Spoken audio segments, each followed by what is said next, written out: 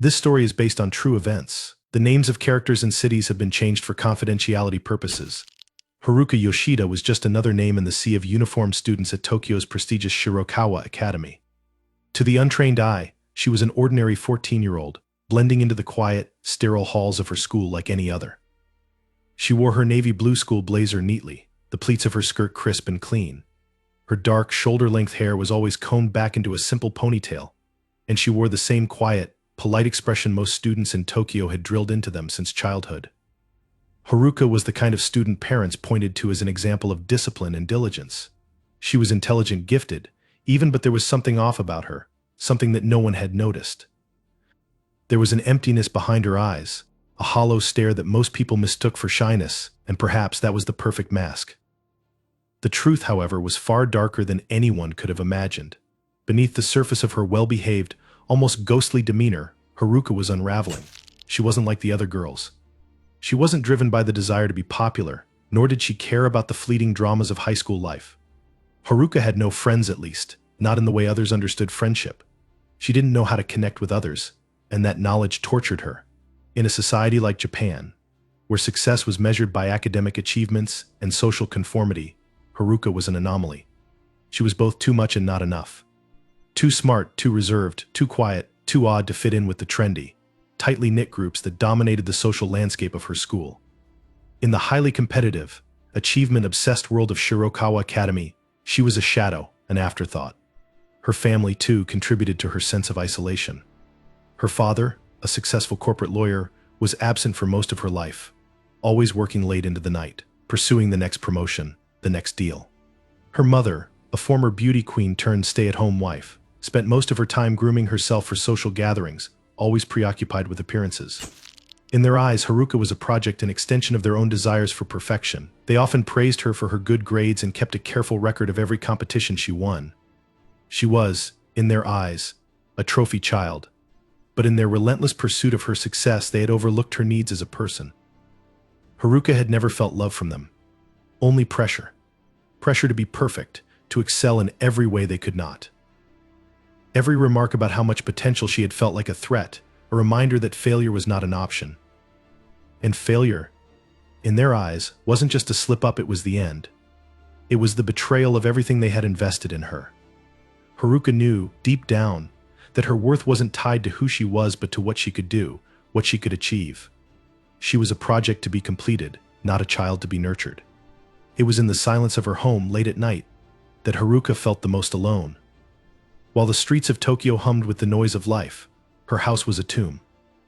Her parents were rarely there to fill the space, and when they were, they spoke only of her grades, her prospects, the next school she would get into. They never asked her what she wanted, never considered that she might have dreams of her own. The loneliness in her heart grew like a cancer, festering and spreading, until it became a force she could no longer ignore. The bullying at school only worsened her isolation. In the sea of faces that filled the halls of Shirokawa Academy, Haruka was invisible. She was the quiet girl who sat alone in the cafeteria, who never raised her hand in class. There were whispers behind her back, cruel jokes about her awkwardness, her lack of social graces. The popular girls, the ones who always seemed to know the right things to say, the right ways to smile, were the first to target her. They called her a freak, an outsider. They would pass notes with insults written on them, but never once did they look her in the eye when they did it. They didn't need to. To them, Haruka was already beneath notice, already beneath contempt. She was a non-entity, a shadow in a world that demanded brightness. Haruka's only solace came in the form of a private online account, an alias she had created under the pseudonym Lone Wolf. It was here, behind the anonymity of the screen, that Haruka could speak freely. Her posts were dark, filled with expressions of pain and anger that she had never shared with anyone else. She wrote about the stifling pressures of her school, the impossible expectations placed on her by her family, the crushing loneliness that enveloped her every waking moment.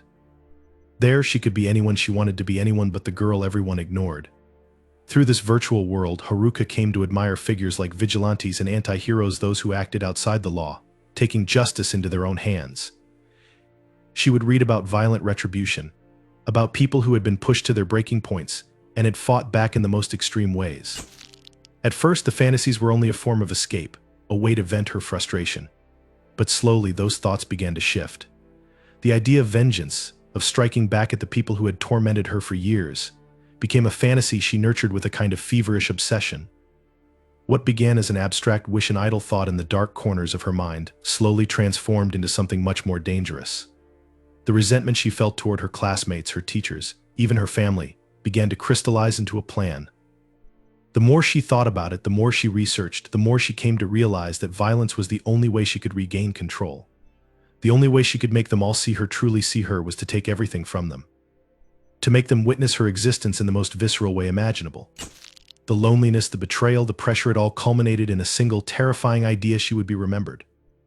Not as the quiet, invisible girl who had faded into the background of their lives, but as a force that would leave an indelible mark on everyone she encountered.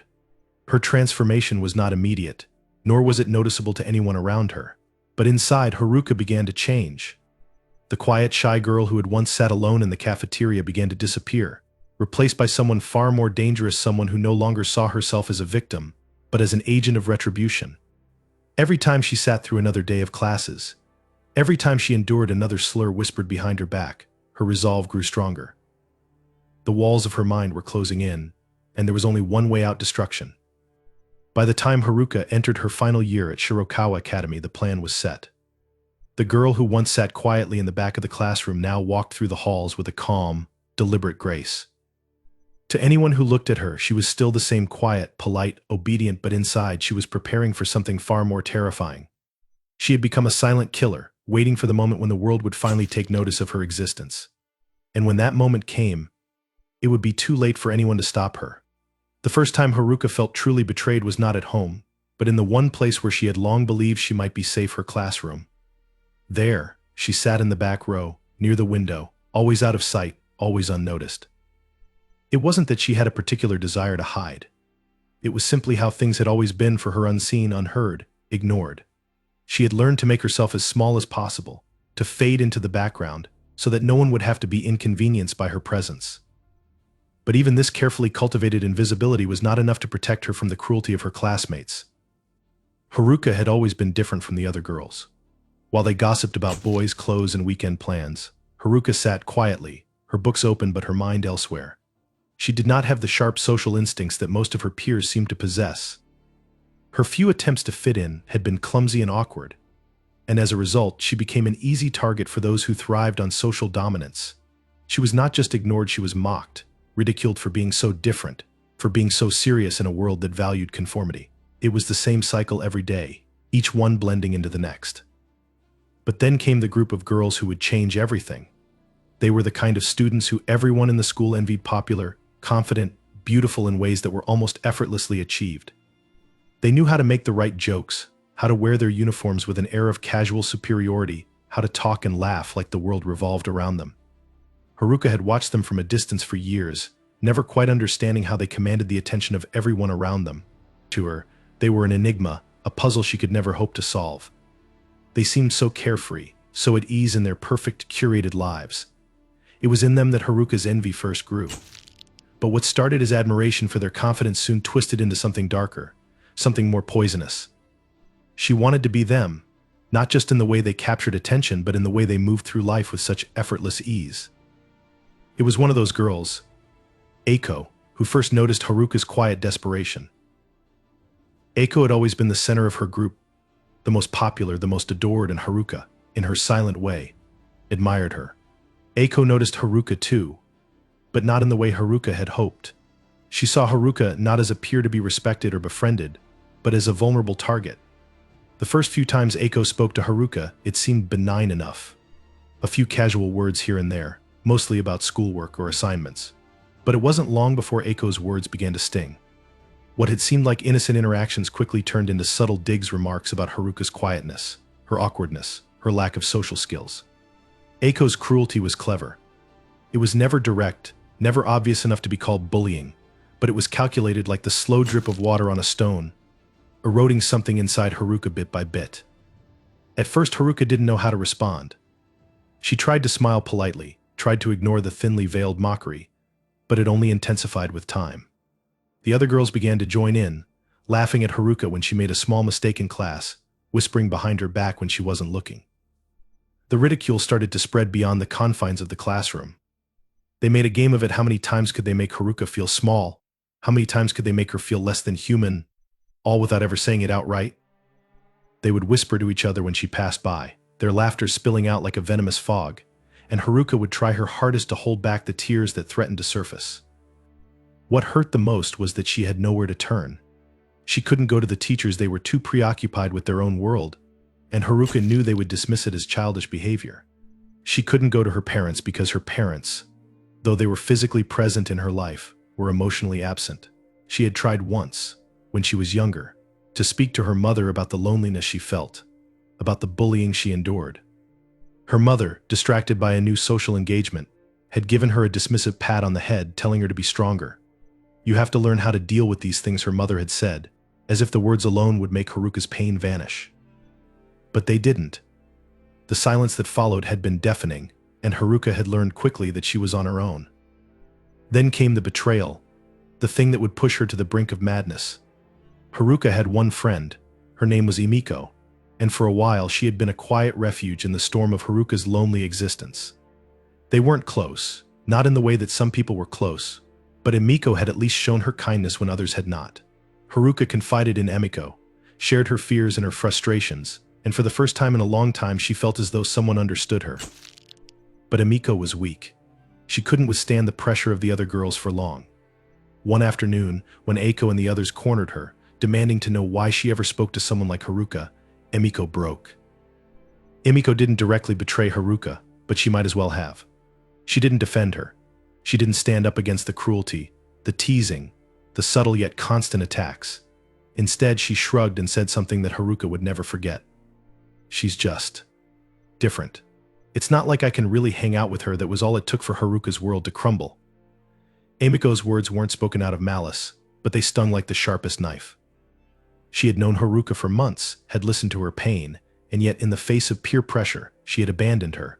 She had chosen the safety of the popular girls over the quiet trust of a friend who had confided in her. Haruka had never been a child prone to violent outbursts, but the rage that surged through her in that moment felt like an inferno, burning through every ounce of compassion she had ever held. It was then that Haruka realized the depth of her isolation. She wasn't just an outsider to the other students. She was a failure in their eyes, a person to be discarded, a thing to be ignored and discarded like a dirty secret. The realization cut deeper than anything else. No one was going to save her. No one was going to stop the endless cycle of abuse. The idea of revenge, a small, quiet thought that had always lingered in the back of her mind, now seemed like the only thing that could give her back a sense of control. It wasn't a thought she had consciously nurtured at first. It was an instinct, a reaction to a lifetime of suffering. The more she thought about it, the more the idea of taking revenge on those who had made her feel so small began to take root, until it consumed her entirely.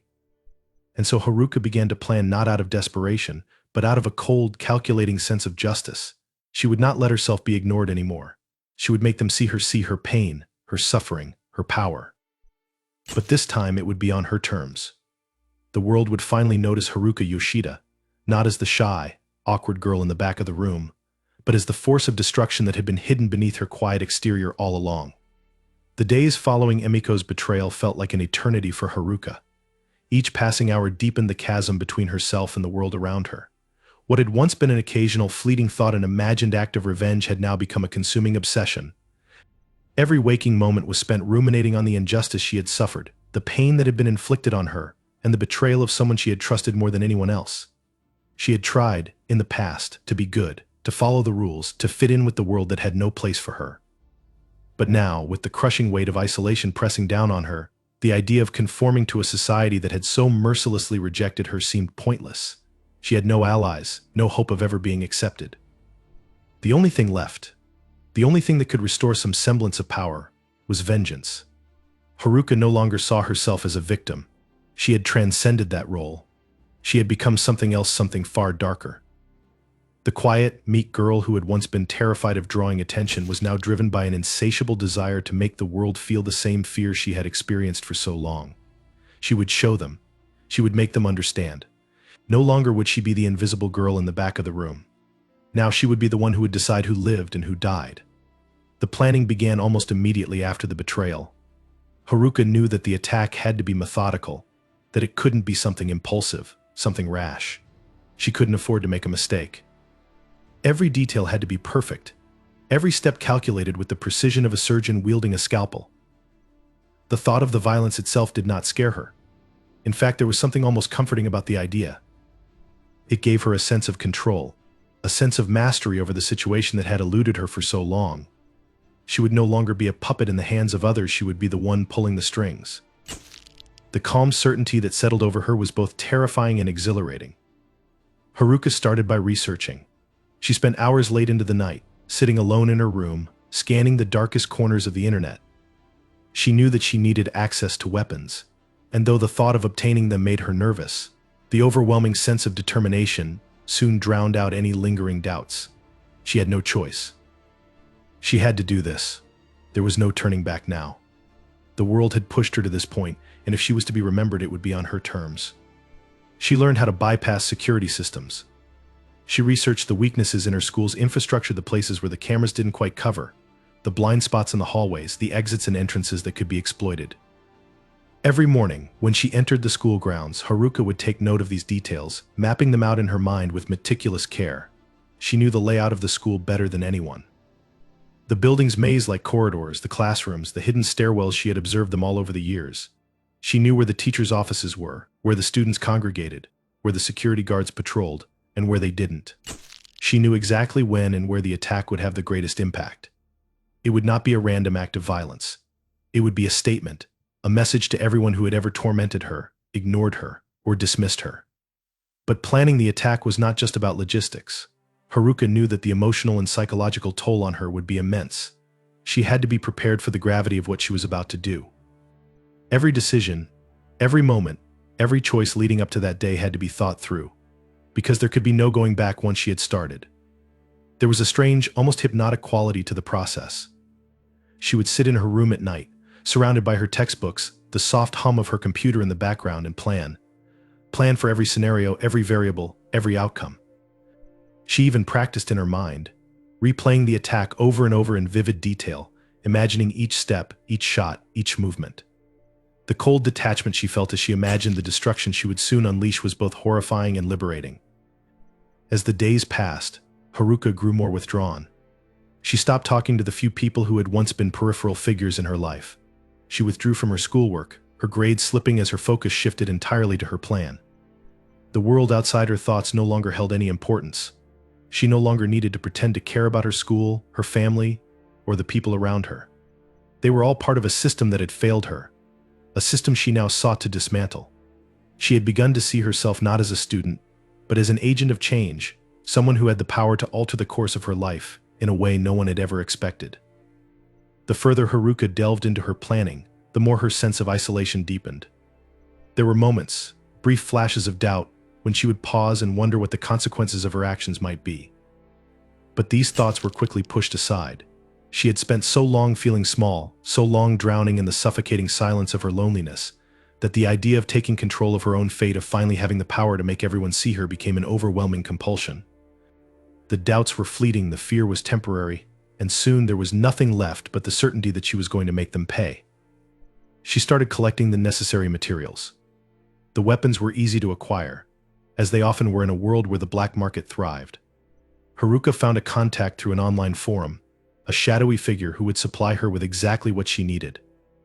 It felt like a dangerous game, a forbidden transaction, and yet it also felt like the only real thing in her life.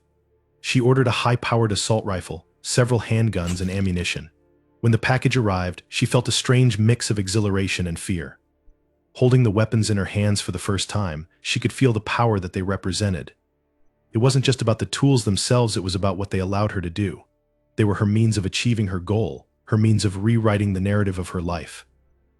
The night she assembled the weapons in her room, Haruka felt a thrill run through her body. It was as if she were finally in control, as if the pieces of her broken life were finally coming together. She spent hours familiarizing herself with the guns, practicing their mechanisms in the privacy of her room. She would take them apart and put them back together, learning their every detail, committing them to memory. The act of holding the weapons in her hands, the cold metal, the sharp edges, became an extension of herself. They were not just tools, they were her voice, her declaration of power. By the time the day of the attack arrived, Haruka had prepared herself in every way she could. She had learned how to disable the school's security systems, had rehearsed every move, every shot in her mind.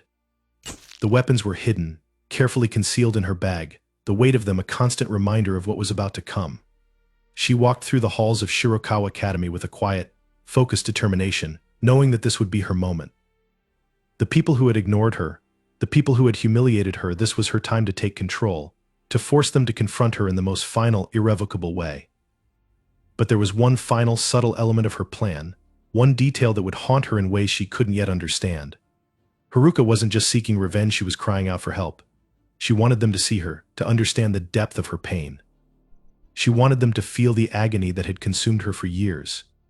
In a way, she didn't just want to destroy them. She wanted them to understand. She wanted the world to finally understand what it felt like to be invisible, to be ignored, to be cast aside. But no one would hear her cry for help until it was too late. By the time they realized what she had been trying to say, the damage would already be done. The morning of the attack arrived with a suffocating stillness that gripped Haruka's chest like a vice. The sun had barely risen, its weak light cutting through the hazy Tokyo skyline as she stood before the mirror in her room, her reflection oddly unfamiliar. She had spent so many hours over the past few days rehearsing every detail, every possible outcome. But in this moment she felt no fear. There was only a quiet certainty that washed over her, a cold clarity that erased any lingering hesitation. Her heart beat in measured intervals, her pulse steady. She felt nothing but calm, an eerie calmness that stood in stark contrast to the storm of violence she had meticulously planned. Today would be the day. She would no longer be invisible. Haruka dressed in her school uniform with a deliberate slowness, as though performing a ritual. She took her time, ensuring that every movement was controlled, every action purposeful.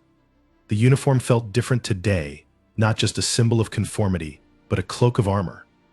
She slid the weapons into the hidden compartments of her bag, each item securely fastened, ready for the devastation that would unfold. The weight of the guns, the cold steel of the knives was not burdensome. Instead, they were her tools of retribution, each one a promise of what was to come. The sound of her parents' voices drifted from the kitchen as Haruka walked down the narrow hallway. They were speaking in their usual detached tones, voices barely registering over the low hum of the morning routine.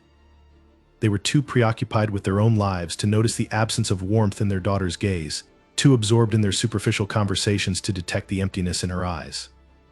Haruka passed them by, offering nothing more than a quiet nod before slipping out the door. Her world, her actions, her choices had already severed any remaining ties to them. They were irrelevant now. They had been irrelevant for years. She closed the door behind her with a soft click, the sound reverberating in her ears like the final note in a symphony of silence. As she walked through the streets of Tokyo, the city felt both familiar and alien. The rush of people, the din of traffic, the distant chatter of pedestrians, none of it mattered to Haruka. She had lived her life as a ghost in this place, unnoticed, unimportant, and now, with every step, she could feel herself becoming something else. The streets, once a maze of overwhelming stimuli, had been reduced to a mere backdrop for her purpose. She could no longer see them for what they were, a vibrant city full of life. Instead, she saw them as a collection of obstacles, as things to be moved through, discarded, forgotten.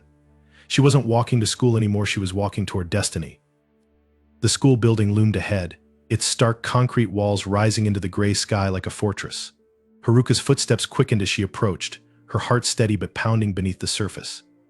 She had walked these halls 1,000 times before, but today was different.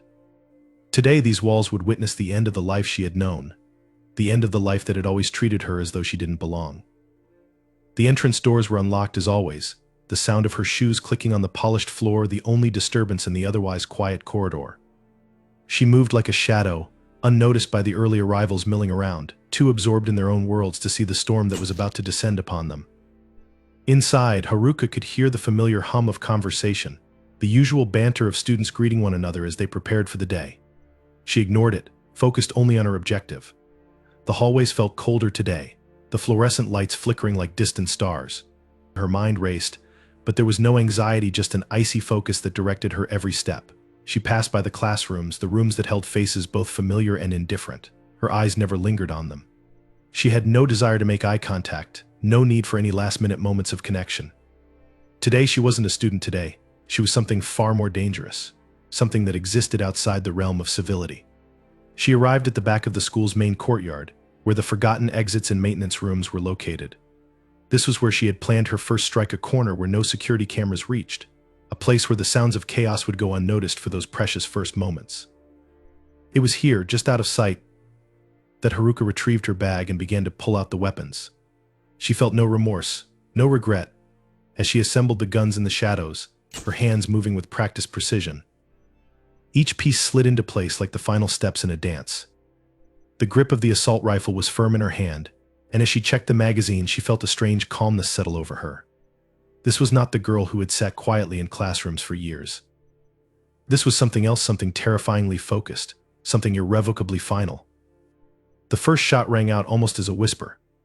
It was a single, sharp crack that cut through the morning air like a thunderclap. Haruka's aim was precise, her target the security guard who had always stood by the main entrance. He was no different from the others, just a man doing his job, unaware that the invisible girl had become something much darker. The sound of his body hitting the ground was almost drowned out by the shock of the act itself. Haruka stood still for a moment, feeling the weight of what she had just done. It was the first of many steps, but even then, there was no turning back. She adjusted her stance and began to move toward the school's interior. The hallways were eerily silent as she walked through them, the weight of the gun in her hand a constant reminder of her purpose. She moved methodically, taking the time to pause and listen for any signs of the chaos she had set in motion. The screams, the confusion, they would come soon enough. Haruka could feel it in her bones. There was no rush. She had already won. Each moment stretched out before her like a long, deliberate breath, and as she passed classroom after classroom, she could almost hear the rising panic building just out of reach. The students who had never paid her any mind, the teachers who had never looked her way, they would know now. The girl they had overlooked, the girl they had dismissed, was in control of their fates. She reached the first classroom. It was filled with the usual group of students, the ones who had once sat in the front row, laughing and gossiping without a care in the world. They were oblivious to the danger that had entered their space, too distracted by their own lives to sense the danger creeping closer. Haruka pushed open the door, and for a moment everything paused. The faces of the students turned toward her in slow motion, their expressions shifting from boredom to confusion as they recognized the assault rifle in her hand. It was too late for them to flee. The first burst of gunfire shattered the quiet, and the room erupted into chaos. The sound of the gunshots was deafening. People screamed and scattered, but Haruka remained focused. She had no need to chase them. The classroom was small, the walls close. She methodically picked her targets, one by one, the crack of the rifle punctuating the screams that filled the room. There was no emotion, no pleasure in the act, only the cold satisfaction of doing what needed to be done. Her mind was a machine, operating without hesitation, without mercy. The noise, the confusion, the shouts of panic, the sounds of destruction, all of it blended into a nightmarish symphony that played on repeat in Haruka's mind. She could feel the weight of the situation crashing down on her, but still, she moved with purpose. She would not stop. There was no turning back. Not now. Not ever. By the time the first sirens blared in the distance, Haruka had already made her way through the school. The hallways were littered with the remnants of her anger, the shattered lives of those who had once stood in her way. She knew that the police would come, that the authorities would rush in to contain the chaos, but Haruka was no longer interested in being caught. She was no longer interested in anything but the final irredeemable statement she had made. The world would remember her. The aftermath of the attack was a devastating silence, a hollow void that spread across Shirokawa Academy, Tokyo, and eventually the entire nation. What had once been a bustling campus, filled with the laughter and chatter of youthful energy, now lay in ruins, both physical and psychological. The sounds of screams and gunfire had faded, replaced by the heavy wail of sirens and the oppressive hum of helicopters hovering above. The morning that had begun like any other had now become a dark, irreversible moment in history, one that no one would ever forget. The first to arrive were the police and emergency response teams, their presence marking the beginning of the chaos that would unfold over the coming hours. They descended on the school like a swarm of ants, moving swiftly to contain the situation, but the magnitude of what they were confronting was beyond anything they had ever imagined. Officers moved through the bloodied hallways, stepping over the bodies of students, teachers, and staff. The once orderly classrooms were now battlefields, the desks overturned, the blackboards smeared with blood. The stench of death and smoke lingered in the air, a smell so thick it felt like it could choke the life out of anyone who dared breathe it in. In the days that followed, Shirokawa Academy would become a symbol of everything that had gone wrong in the world. News outlets covered the tragedy in relentless detail, and the footage of the aftermath was broadcast on every television station across the country. Reporters spoke in somber tones, their voices heavy with disbelief, as they described the horrors that had unfolded inside the school. But the images they presented, the haunting shots of empty classrooms and blood-splattered walls, could never truly capture the scale of the devastation. What remained, however, was the searing question that everyone asked: how? How could something like this happen? How could a 14-year-old girl, who had once been an innocent, unremarkable student, commit such an unspeakable act? The answer was elusive, shrouded in the fog of Haruka's own mind. But for the people left in her wake, the answer didn't matter. What mattered was the enormity of the loss, the lives that had been stolen in an instant, and the ripple effect that would be felt for years to come. The families of the victims were the first to feel the full weight of the tragedy. Parents who had sent their children off to school that morning, their hearts light with the hope that the day would unfold just as any other, were now faced with the unbearable reality that their loved ones would never return. The grief was raw, a visceral pain that could not be assuaged by words or prayers. Families gathered in quiet homes, clutching photographs and mementos of the children they had lost, unable to comprehend the magnitude of the violence that had shattered their lives. There were no answers, only an empty space where hope once existed. But the shock did not end with the families. The entire nation of Japan was plunged into a collective state of disbelief, unable to reconcile the image of a bright, orderly society with the unspeakable act of violence that had occurred in the heart of its capital. Haruka, a name that had once been lost in the sea of faces at school, was now on the lips of every citizen. Her face was broadcast on every screen, her story dissected by talking heads who tried, and failed, to make sense of it. The young girl who had been invisible, who had once walked the halls unnoticed, was now the center of attention, but for reasons that were unfathomable. The media poured over her past, trying to find clues that might explain why she had done what she did.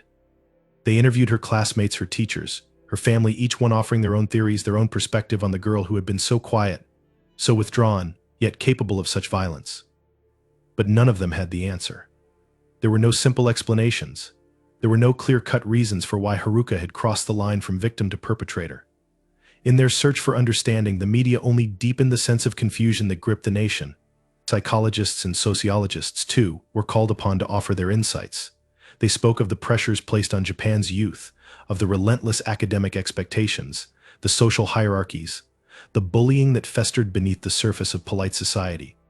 They discussed the alienation, the deep sense of isolation that so many young people felt in a world that prized conformity above all else. They pointed to the cultural tendency to overlook mental health, to ignore the cries for help until it was too late. But these explanations, while valid, seemed too abstract, too distant from the raw, brutal reality that had unfolded at Shirokawa Academy. There were those who tried to make sense of Haruka's actions by demonizing her, painting her as a monster, a mindless killer who had acted out of nothing but pure malice. They suggested that she was an aberration, an exception to the rules of society, someone who was somehow inherently evil. These voices screamed for punishment, for vengeance, but in doing so, they missed the point entirely. Haruka was not a monster, she was a product of a system that had failed her. She was the culmination of years of abuse, neglect, and isolation. Her attack was not just the act of one disturbed individual, it was the product of a society that had turned a blind eye to its most vulnerable members, the ones who fell through the cracks and were left to rot in silence. The shockwaves from the attack spread far beyond Shirokawa Academy. The entire country was left reeling, grappling with the realization that something had gone terribly wrong, that a deep and unsettling darkness had taken root in the heart of Japanese society. People began to question their own roles in perpetuating the system that had allowed Haruka's suffering to go unnoticed for so long. Teachers, parents, and students all began to ask themselves whether they had done enough to protect the vulnerable, to reach out to those who were hurting. The attack had forced an uncomfortable reckoning, a painful examination of the societal structures that allowed bullying, isolation, and neglect to thrive. In the weeks that followed, there were vigils held across the country, moments of quiet reflection, where people gathered to honor the lives that had been lost. Flowers were laid at the foot of memorials, candles flickered in the night, and prayers were whispered for the souls of the departed. But the memorials could not erase the fear that now gripped the nation. The attack had shattered something irreparable, something that could never be put back together again. People began to look at one another with suspicion, wondering who among them might be hiding their pain, their anger. The line between normalcy and madness had become too thin to discern, and the thought that something like this could happen again lingered in the minds of everyone. Haruka, of course, was gone. The police had found her body days later, in an abandoned warehouse on the outskirts of the city, a victim of her own plan. The weapons she had used had been discarded, the final act of destruction sealed with a single, irreversible choice. She had taken her own life, not out of remorse, but out of a cold, final acceptance of what she had done. But even in death, Haruka's presence was inescapable. Her name would forever be tied to the tragedy, her story an indelible mark on the nation's psyche. In the wake of her actions, Japan was forced to confront its own demons, the hidden cruelty of its schools, the indifference of its society, and the deep, systemic issues that had led to this moment of unparalleled violence. Haruka's attack would become a dark chapter in the country's history, one that would force the nation to reckon with the cost of silence, of neglect, and of the broken promises it had made to its youth. In the end, the tragedy at Shirokawa Academy was not just about one girl's descent into madness. It was about a society that had failed her, and by extension, had failed all of its children. The aftermath was not just a matter of loss, but of reflection, of questioning everything that had led to such a catastrophic end. It was a nation in shock, yes, but also a nation on the brink of change, if only it could bear the weight of the truth that had been forced upon it. The investigation into the Shirokawa Academy massacre began almost immediately, but the further authorities delved into Haruka's life, the more they realized how little they truly knew. Her past was a fragmented puzzle, pieces scattered, relationships broken, and clues that seemed deliberately hidden, as though the girl had been a ghost in her own life, invisible even to those closest to her. What had led this seemingly ordinary 14-year-old girl to murder 65 people? The answer wasn't simple, nor was it found in the clues she left behind. Instead, it was hidden in the spaces between those fragments, in the silences and the ignored warnings that had accumulated over the years. The police had initially believed that Haruka had acted alone, but as they sifted through her life, a deeper, more unsettling truth began to emerge. Her family life, which had once seemed unremarkable, was now revealed as a pit of neglect and emotional abandonment. Her parents, successful but distant, had raised her in an atmosphere of cold efficiency. They were often away on business trips or consumed by their own lives, leaving Haruka alone in an empty house for long stretches. The officers uncovered stacks of paperwork, appointment records, and invoices that showed Haruka's life was meticulously planned out for her, from her grades to the extracurricular activities she was expected to pursue. There was no room for personal expression, no space to feel anything other than the demands of a system that valued success above all else. Her parents had never considered the emotional toll this lifestyle would take on their daughter. They hadn't even noticed when she withdrew, when the light in her eyes began to fade.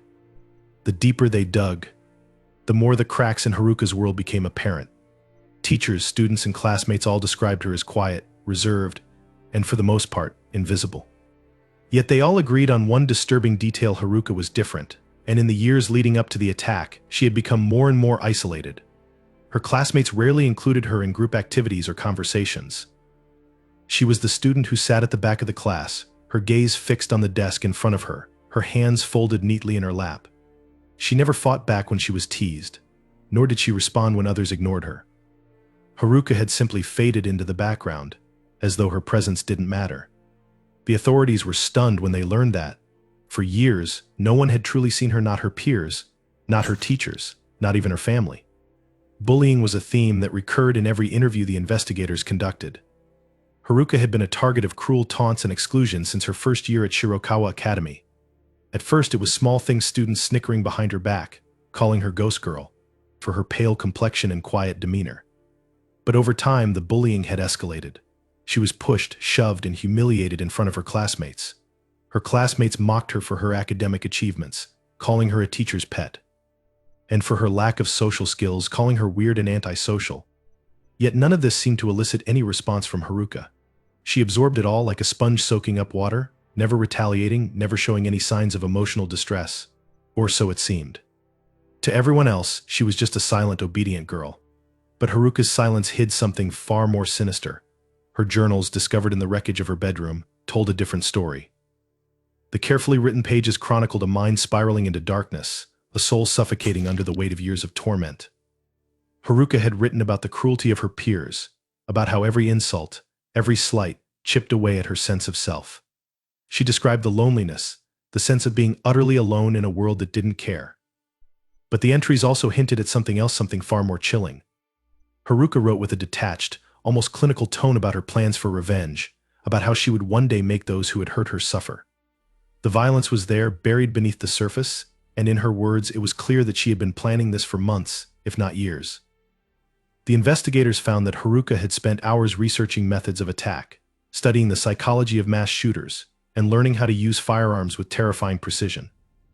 Her online history revealed searches for military tactics, self-defense techniques, and how to bypass security measures. She had no prior access to weapons, but the sheer determination she had shown in acquiring them was alarming. Haruka had bought the firearms and ammunition through the dark web, using fake identities to cover her tracks. There were no signs that she had any accomplices, no hints that anyone had helped her along the way. She had done it all herself, meticulously planning every detail, preparing herself for the act she would one day commit. It was as if she had become obsessed with the idea of retribution, seeing herself as both judge and executioner, her classmates and teachers the guilty parties who deserved to pay for their cruelty. There were moments in the investigation when the officers began to question whether Haruka's act had been purely motivated by revenge or whether it was also a cry for help, a desperate attempt to make the world see her, to make them acknowledge the pain she had suffered for so long. Haruka's final act of violence could have been an expression of pure rage, but there was something almost tragic about it. In the aftermath, as they reviewed her journals and letters, there were moments of vulnerability, of desperation, where Haruka had written about wanting to be seen, to matter. She had written to no one in particular, as though addressing an invisible audience, asking why no one cared, why no one had ever tried to reach her before it was too late. Her last letter, found among the wreckage of her belongings, was chilling in its simplicity. "This is the only way I will be remembered," it read. "No one ever saw me. But now they will." The media, of course, had already latched onto Haruka's story, eager to piece together a narrative that could explain the unexplainable. They sifted through every detail of her life, looking for patterns, looking for clues that might shed light on why a quiet, seemingly harmless girl would carry out such a horrific act. They speculated that her failure to integrate socially, her constant rejection, had created a mental break, turning her into a ticking time bomb. Some even suggested that her quiet demeanor had been a mask for some deeper psychological illness, a condition that had gone undiagnosed and untreated. Others pointed to the systemic issues in Japan's education system, the pressure to conform, the emphasis on academic success at the expense of emotional well-being, and the toxic culture of bullying that had festered in schools for decades. But none of these theories truly captured the complexity of what had happened. The truth was that Haruka had been a victim of a society that had failed her at every turn. Her quiet suffering had been ignored for so long that when the moment of violence finally came, it was both a culmination of her pain and a terrifying statement of her power. She had been invisible, but now she was impossible to ignore. Her act of destruction had been a grotesque declaration of her existence, a way to make the world see the depths of the suffering she had endured. In the end, Haruka was not just a killer. She was a casualty of a system that had failed to protect her, a symbol of how far the consequences could reach when society refuses to acknowledge its most vulnerable members. The investigation had no easy answers. There were no neat conclusions to be drawn from the wreckage of Haruka's life. She had been a victim, a perpetrator, and a symbol all at once. But what was undeniable was that she had been a child in pain, a child who had been broken by the world, and who, in turn, had broken the world around her. The investigation had revealed more than just the details of her crime. It had uncovered the deep, ugly truths about a society that had allowed someone like Haruka to slip through the cracks unnoticed, until it was too late. And as the investigation came to a close, the question lingered: how many more Harukas were there out there, living in the shadows, waiting to be seen?